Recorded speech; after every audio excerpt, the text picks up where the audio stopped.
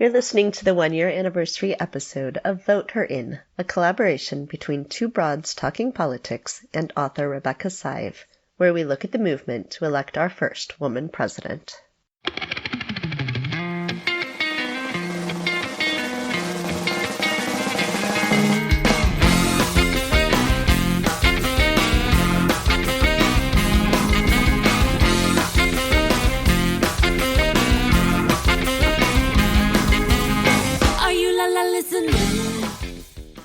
Hello, everyone. This is Kelly. You are listening to Vote Her In, which is a collaboration between Two Broads Talking Politics and author Rebecca Sive, where we look at the movement to elect hopefully our first woman president, maybe at least our first woman vice president, and some issues that are surrounding that. For our one-year anniversary of Vote Her In, I am joined by two people today, one of whom is my Two Broads Talking Politics co-host, Sophie. Hi, Sophie. Hey, Kelly. And, of course, also with us is Rebecca Sive. Hello, Rebecca. Hi there.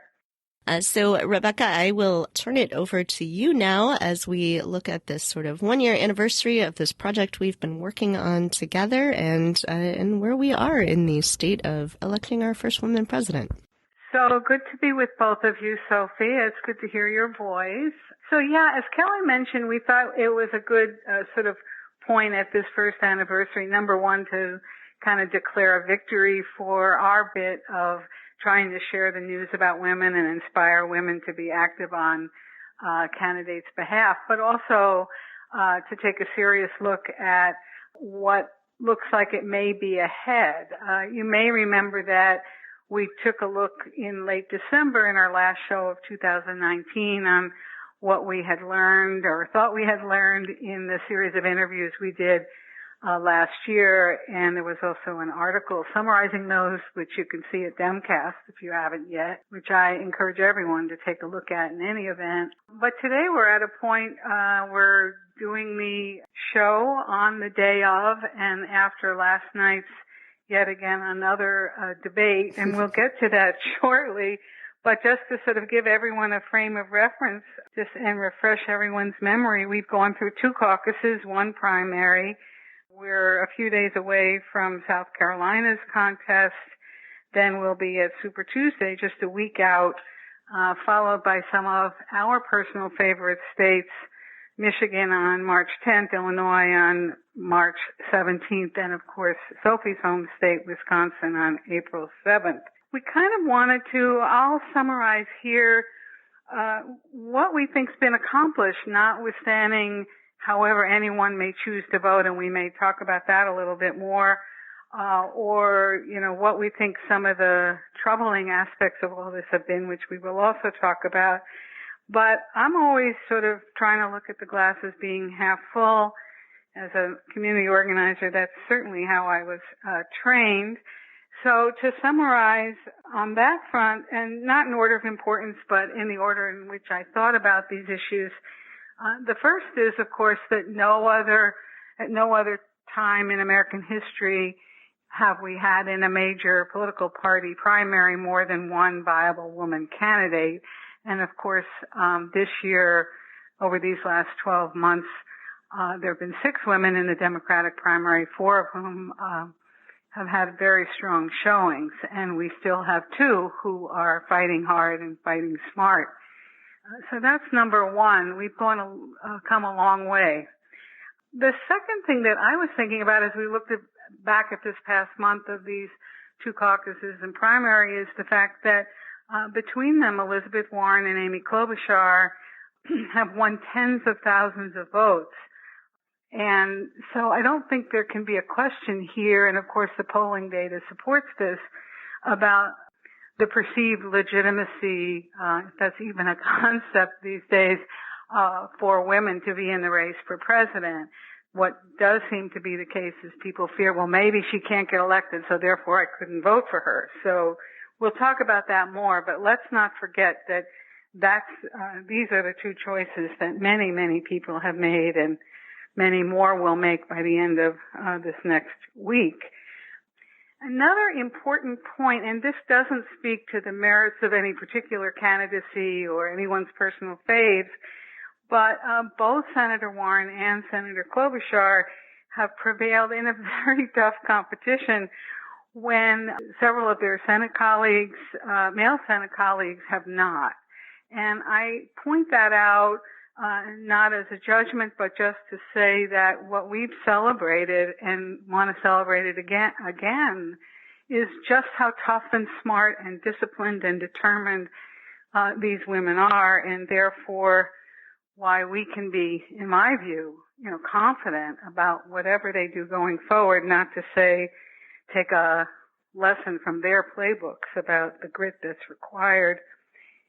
The other thing related to this is, and we may get into this a bit more too, is the notion that in each case, in Senator Warren's and Senator Klobuchar's, they kind of have positioned themselves as a leader at a certain point on the spectrum of policy and politics and approach to governance. And I think that that's, again, not important so much as to the merits, because each of us will evaluate those policy positions or those political perspectives, but the fact that these women aren't, so to speak, lagging behind any of the other guys. If you want to talk about a position further to the left, you're going to talk about Elizabeth Warren. If you're going to talk about a position more to the center, you're going to talk about Amy Klobuchar. And in that context, of course, we had a few weeks ago an endorsement from the New York Times of both of them. And what I wanted to say about that for us to think on is that while I know I've talked to some people who see that as, so to speak, a cop-out, one person said to me, I was jumping up and down in my chair. Couldn't have dreamed of this, wouldn't have dreamed of it, it would have seemed foolish. But here we are saying you can vote for either one of these two fabulous women, and you, America, will do just fine. And then I guess the last sort of overarching declare a victory, as Saul Alinsky used to say, point is that regardless of what may roll out over the next couple months, and we have primaries until June, there is a victory for particularly Warren and Klobuchar, but I would say for all of the women who put themselves out there in setting the stage for their being looked at, if they want to be, as potential vice presidential candidates, certainly for other leading positions in a Democratic administration, not to mention the U.S. Supreme Court. And I would just say on this last point that lest anyone feels like they're too tired to continue, before you know it, there'll even be another presidential election upon us, and we will again want to work hard to elect pro-choice, pro-women candidates up and down the ballot. So I kind of think that factors into being grateful for everything that these women have done. That said, I thought we could kind of jump in and have this discussion, and hopefully for those of you who are listening, it'll provide a context for your own thinking and your own work in the weeks as we go forward. Just one other note on this.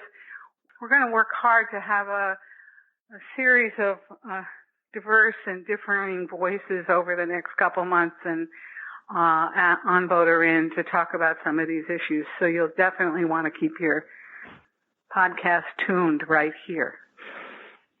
Yeah, so I think, one of the questions that you had posed to us in thinking about this episode was, if we were advising Senators Warren and Klobuchar in the run-up to Super Tuesday, what would we counsel for them? And I think what's instructive, for me at least, to think about is they've both had sort of breakout moments in the past month or so. And, what is it that made each of them have those breakout moments and do better? For Klobuchar's case, it do better in the New Hampshire primary than people were expecting. And for Warren, she's had this tremendous fundraising push over the past week or so. And, I think for both of them, it was, sort of really standing up, showing that they could be fighters. I think that in a lot of ways is what people are looking for right now. And it's such a fraught thing for women to be able to do, for women candidates, to be fighters. But people have responded very well to that in both of their cases. And that may be, in some cases because of the moment we're in, people want to know that the candidate we choose can fight back against Donald Trump and the whole Republican Party establishment. But it has, there's certainly backlash. There are people that don't like it when Warren is feistier. But for everyone who doesn't like it, there are certainly lots of people who are then cheering her on. And so that seems to be, we're just at a moment in this primary that nobody can sort of slink back and try to be, sort of the adults in the room or something. That what everyone seems to want is someone who's really willing to fight, put their voice out there, to push. And so that's what I would encourage both of them to be doing in this lead up. So I agree, and I would actually go further and say outright, feel free to be angry. Yeah. I think one of the things I saw that was so striking in the Nevada debate was that both of the televised moments, the moments that went viral, were one of them was a moment with Elizabeth Warren and one of them was a moment with Amy Klobuchar. And the Elizabeth Warren moment was a moment when she clearly got pissed off at Michael Bloomberg and just let him have it. And then the Amy Klobuchar moment was the moment where Pete Buttigieg was criticizing her for having forgotten the name of a world leader on television. And she said, "Are you calling me stupid?" And she was clearly really angry. And I contrast that thinking back to long ago when it was 2016. Does everybody remember how calm Hillary Clinton was on stage with Donald Trump? Like I was yelling at him for her, but she would just smile and be relaxed and calm. And I'm thinking about how she must have been so angry inside that this complete lunatic who is so unqualified is standing on the stage next to me, a person who is so much smarter, better qualified, and better at doing this than he is. And yet she had to keep it so calm, she couldn't be quote unquote shrill or quote unquote bitchy. And I feel like watching Elizabeth Warren and Amy Klobuchar work, I think the anger is kind of the key. I think there's so much anger in the electorate right now, particularly from women and people of color, about the ways in which we have been doing the hard work of activism and yet not seeing results from it for ourselves. I think there's a lot of anger right now, and I think that if they tap into that, that can be really, really powerful. I'm really glad to hear you say that, Sophie. Obviously, you've probably seen these too. There have been some articles on this point saying that is America or American women, more to the point, ready for an angry president? And one of the things I've always said, and I want to get to the Clinton example, is you have to confront, and when the timing is right and when the circumstances require it. And the worst anyone can say about you is, well, she was angry and pushy. Well, she was angry and pushy on behalf of something really important, right? Which is what you're saying here. I've thought about this in the context of, as you're pointing out, of what happened with Hillary Clinton in 2016. And the challenge there is, perhaps in some of these close races, maybe Michigan will be one, maybe Wisconsin will be one, we don't know. What are your thoughts, Kelly and Sophie, about, if you were there as a voter and you were organizing women in one of those states, what's the message you'd like to hear from, Senator Warren or Senator Klobuchar that would just get everyone out? I would want to hear that, this is pretty much the message that they have been sending, that that they are not just fighters, not just mad, but are fighting for us.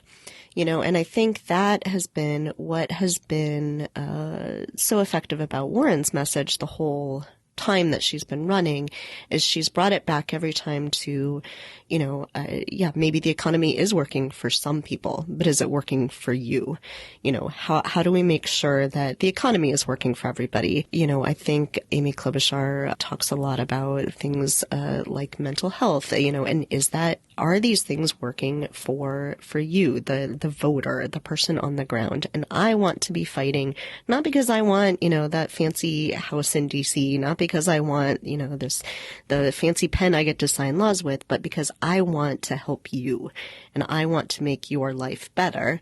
And I think that that's an argument that women can make very powerfully, because that's what women do in general, right. Is fight for people and is help people. And you think about women doing this as moms and grandmas, as teachers, as lawyers, and so I think that they can make that really compelling argument, and I think that really gets voters motivated. Mm-hmm. I agree, and I think really to put the emphasis on what you said, Kelly, that some people say that this is working, but it's not working for you. And I can see that, because I think there's a big sort of energy in the Midwest right now of feeling left behind. I think that's been happening for like the past 20 or 30 years, particularly in Rust Belt areas, where people feel like, okay, the rest of the world is doing fine, but everybody's forgotten about my little town in the Midwest. Everybody's forgotten about us, and we're not doing so well. And I think speaking to those people and saying, you know what? All these people in Washington are saying, oh, the economy is so great. But like, is it? Because you're not doing well, because farmer suicides are at an all-time high in Wisconsin. So obviously, like, things are not going well for you. Tell me more about how I can help you. I think that's a really effective message to say, I see you. Even though other people might be doing fine, I see you and I care about you. Right. One of the things I talked a lot about this in my book, Voter In, was the importance of, and lots of other people, of course, have talked about this too, about building alliances among women across class and race lines, and in order to get what we need, in order to be helped in the way that we need to be. And, it's an ongoing challenge. There is still data about, I don't know how good it is, and we'll see as the race unfolds, about white women not favoring a Democratic candidate necessarily. I think it's sort of too early to be dispositive about that.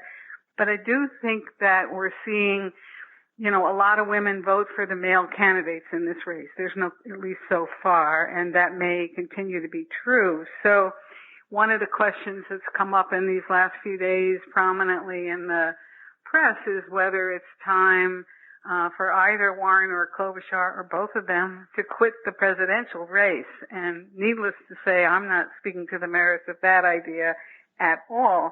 But as politicians, of course, they have to consider what they're hearing from the media and otherwise, and how they preserve their brand, so to speak, and their point of view. And I've sort of thought it might be fun for us to think about this, because it doesn't often happen for sort of everyday people. Well, I got to quit this job. No, we just put our heads down, and keep trying to work harder. But say Kelly, say you were in Senator Klobuchar's shoes or Senator Warren's shoes, neither of whom has won so far, and both of whom have a big challenge ahead of them in South Carolina. How would you evaluate that matter of, gee, let me quit while I'm ahead and try to position myself, for instance, say, to be VP? Yeah, I think the answer's different for the two of them, not so much because of their standing in the polls or anything like that, but because of the lanes that they inhabit.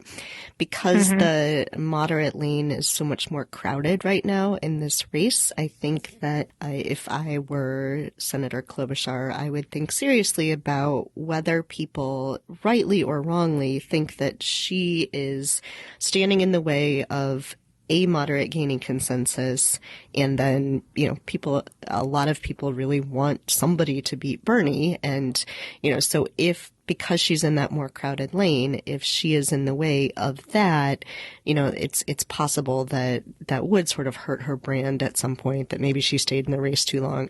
We can debate all day whether that is actually true or not, whether that game theory makes sense. But I think that there's a perception of that. And so if she, let's say, were to leave the race and endorse Joe Biden, who seems like, of the moderates, maybe the one who could pull it off, maybe that does give her, whether a VP spot for him or somewhere in his cabinet, I could see that being very valuable for her. I'm not sure that there's as much of an argument for Senator Warren to drop out because I'm not sure what it gets her, and I'm not sure that it helps this project that everyone wants to beat Bernie, because I think if Warren drops out, half her voters might go to Bernie, and then that actually helps him. So, I don't know that it positions her quite as well, and that maybe staying in the race and being the fighter, the person to take down Bloomberg is what positions her better for, a VP slot or a position in a cabinet, or just, being able to stay in the Senate and do good work there. So I don't necessarily think it's the same answer for both of them, but I do think that it's something they need to be thinking about seriously. I don't want them to drop out of the race. I said the other day, like, my choices 2 through 8 have already dropped out, and, I don't want more of my first place choices to drop out. But I think it's something that they need to consider, especially if there is widespread panic, rightly or wrongly, about Bernie getting the nomination. See, this is interesting. I agree with you that it's different for both of them, and I agree it's because of the lanes, but my conclusion is the opposite. That because the moderate lane is so crowded, I'm not sure who Amy Klobuchar would know to endorse or to negotiate with. Whereas Elizabeth Warren, clearly she's aligned on the left with Bernie, and so she could go to Bernie and say, hey, if I drop out, can you guarantee me X, Y, Z? And then that materially helps Bernie. If Amy drops out, it's not entirely clear to me who that helps. Does it help Bloomberg? Does it help Biden? Does it help Buttigieg? And so for her, it's going to be a lot harder to figure out who are you negotiating with. Are you going to go to all three of them and say, if I drop out, will any of you give me this? I mean, for her, I think that would be a harder decision. So for me, I think that is they're both really smart analyses. I agree with pieces of both. I would add one other thing to this, I guess, from the vantage point of my own involvement going back a ways. One of the most important things that happened for African Americans in presidential primaries was, of course, the fact that Jesse Jackson stayed in. And he stayed in, and he ran again 4 years later. And my recollection, I don't have these numbers in front of me, is that at the end of the Democratic primaries, I think in the second campaign, he had received 20% or so of people's votes. That was enormous. That had never happened before. It showed the strength of him personally, but certainly of an African American candidate and their viability. And, I think that that's an instructive lesson for both senators as we are in this place this year and go forward. I wanted to turn for a minute to this point about the vice presidency and talk quickly about that, and then I think we're going to want to close today's episode with a little bit of inspirational what's next to do discussion. But, obviously there's been lots of discussion in this whole context about some people saying that a woman vice presidential candidate is really important, others saying not so much. Certainly Stacey Abrams put herself right out there a couple of weeks ago saying she'd be happy to be the VP candidate with anyone.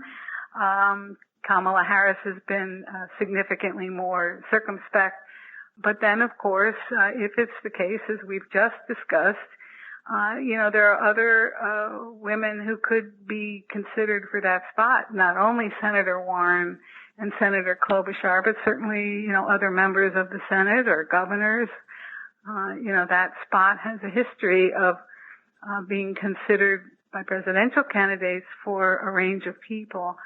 So I just was curious about kind of what you're hearing, so to speak, on your respective streets about this aspect of things. Well, Rachel Bidikofer has said that she thinks that Stacey Abrams should be the VP pick for any of them who are left. And, I can definitely see that. I love Stacey Abrams. I think she is incredibly inspirational. I think her, as Rachel Bidikofer says, her charisma is just extra. It's hard to even measure. But, I don't know I think that would make a lot of sense. I think that would be a good pick. She certainly has the chops of being out there doing the work. And so I think that would be good. I think that a lot of the so-called K-Hive, the Kamala supporters, still have not settled on a candidate. They're sort of reluctantly deciding to vote for someone, some of them Warren, some of them Biden. And I think that you could get an awful lot of them really excited, and a lot of them are, people who are happy to give a lot of money and do a ton of work. And so I think, Kamala could be a very strategic pick, across the board as well. And I think, it helps that California is a pretty safe place for us to be taking a senator out of.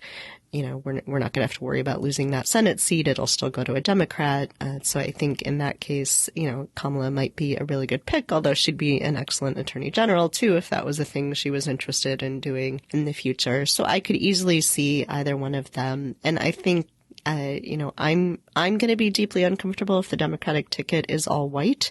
And so I think that, in that case, both of them would help with that issue as well.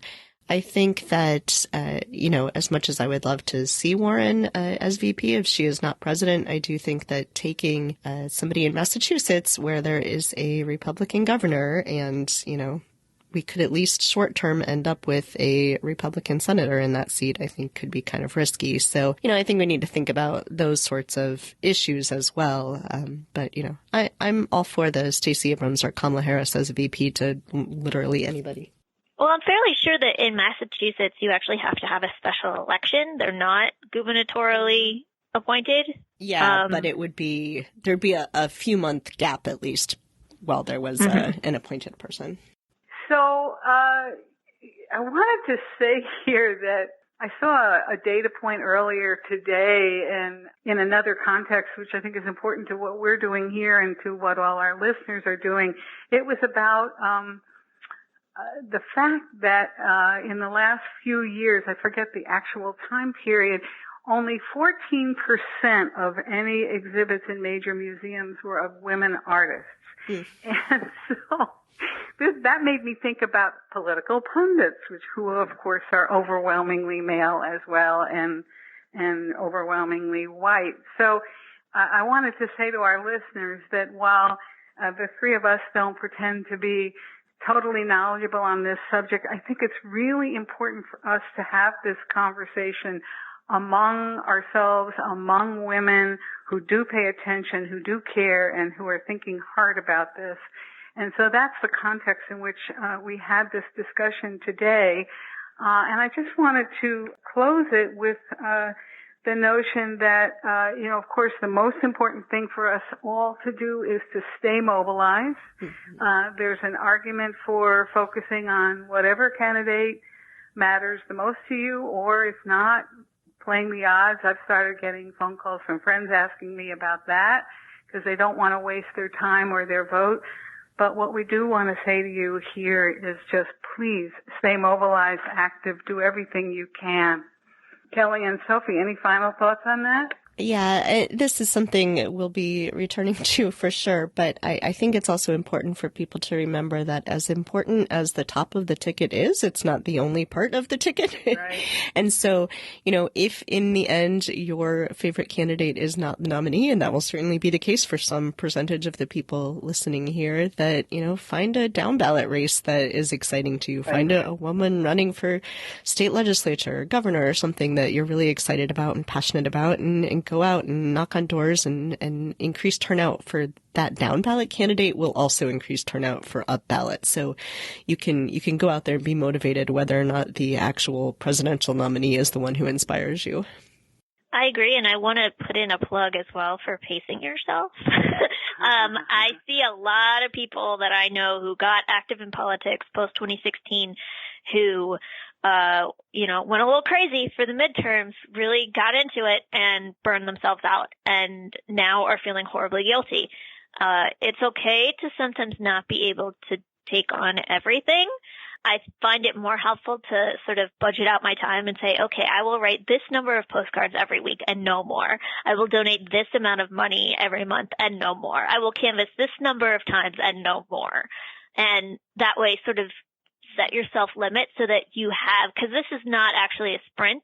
This is going to be a marathon. You know, the 2020 election is not the end of politics, and we have to keep doing this literally for the rest of our lives.